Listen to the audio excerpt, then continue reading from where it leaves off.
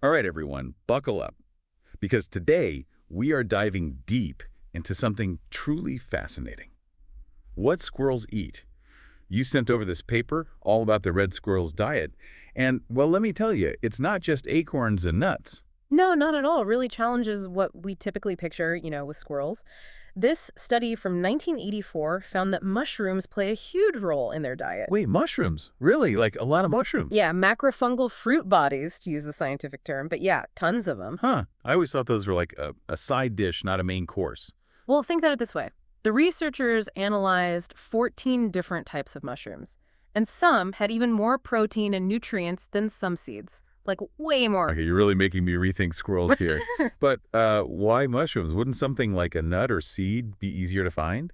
Well, here's what's really cool. Mushrooms don't have those tough cell walls that plants do, so they're easier to digest, like a quick energy boost. So imagine, it's winter, freezing out there, food scarce, and a squirrel digs into its stash and pulls out a dried mushroom. Yeah, exactly. Suddenly acorns don't look so good. And researchers even observed that squirrels got more energy from eating mushrooms than from lodgepole pine seeds, like in the same amount of time. Wait, so you're saying that mushrooms could actually be a squirrel's, like, preferred food?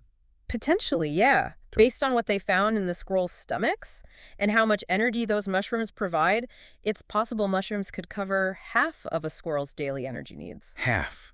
Just from mushrooms. That's incredible. Yeah, but it's not always a sure thing. Both mushrooms and seeds can be kind of unpredictable, depending on the weather.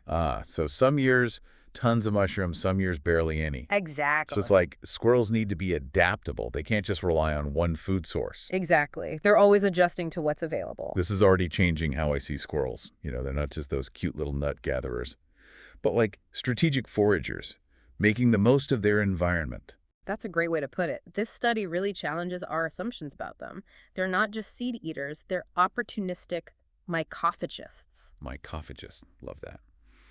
But are we talking any mushroom here? Or do they have a certain taste, like a preference for gourmet fungi? Tell me they're not just eating the ones that pop up in my backyard after it rains. Well, the researchers actually looked at what they found in the squirrel stomachs, and it turns out they weren't just eating any mushroom. They found evidence of some pretty familiar varieties in there, like Amanita muscaria, Boletus edulis, even Lactarius deliciosus. Hold on. Amanita muscaria. Isn't that the one that looks like straight out of a fairy tale? Red with white spots, right. Pretty sure you're not supposed to eat that one. That's the one. Yeah, it's pretty toxic to humans, but there's some evidence that squirrels might have a higher tolerance for those toxins. So not only are they eating mushrooms, but they're eating ones that could, like, make us sick. These squirrels are way tougher than I thought. Yeah. Pretty amazing how adaptable they are. Right? It just goes to show how much we still don't know about even the most common creatures we see every day. So poisonous mushrooms aside, what about those other ones you mentioned? Boletus edulis and Lactarius deliciosus. Those sound a bit more appetizing. Yeah, those are both edible species, and they're actually quite popular with mushroom hunters too. Boletus edulis is also known as the king bolete or porcini mushroom. It's known for its rich, earthy flavor. And then Lactarius deliciosus, that's the saffron milk cap, has a slightly sweet and peppery taste. You're making me hungry talking about them.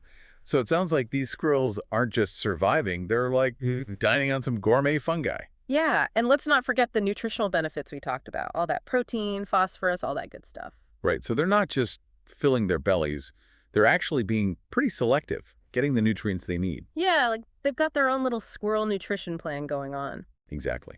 And this is where that whole adaptability thing comes in again. The study found that, like, the availability of both mushrooms and seeds can totally change, depending on the weather. Right, so in a year with lots of rain, they might be feasting on mushrooms. But in a dry year, they've got to be ready to switch back to seeds and nuts. Like they're constantly playing this game of dietary strategy. Exactly. And that flexibility is probably a big reason why red squirrels are so successful. They've learned to make the most of what their environment gives them. This is all so fascinating. It's making me think about all the other squirrel species out there. Do they share this love of mushrooms too? Or is this just a red squirrel thing? That's a great question, and it's something researchers are still exploring. While this study focused on red squirrels, there is some evidence that other species, like gray squirrels, eat mushrooms too. So this whole mushroom eating thing Yeah. could be way more widespread than we thought. Who knows what other, surprising dietary habits are out there. It really makes you wonder, doesn't it? This study was like opening a window into a whole secret world of squirrel cuisine. Okay, so we've established that red squirrels are basically mushroom connoisseurs. Hmm. But how does this actually help us protect them? What's the connection between their diet and conservation efforts? Okay, so we've learned red squirrels aren't just out there snacking on acorns. They're like mushroom experts, choosing the best ones, even some that would make us sick. But how does all this help with conservation? Well, it shows how important it is to protect diverse habitats. Yeah. For red squirrels to thrive, they need forests that can support a whole range of food sources. And that includes mushrooms, all And kinds. so it's not enough to just like plant trees. You Like got to that. think about the whole ecosystem. Mhm. I never realized how important fungi were to, forest health.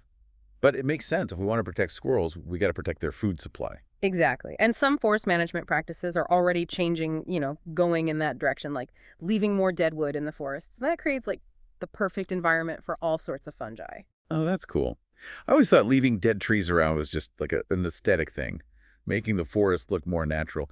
I had no idea it was about supporting the whole, like, food web, right down to our mushroom-loving squirrels. Right. And then there's another piece to this, climate change. As weather patterns shift, it's going to affect both mushrooms and seeds.